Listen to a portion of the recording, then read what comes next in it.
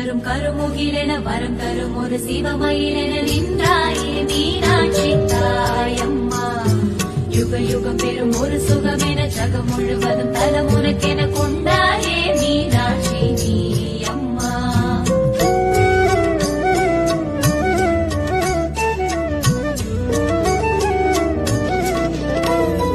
அம்மா மதுரை மீனாட்சி அருள்வாய் காஞ்சி காமாட்சி அன்பாய் என்னை ஆதரித்து அல்லல் கலைந்தே காப்பாற்று.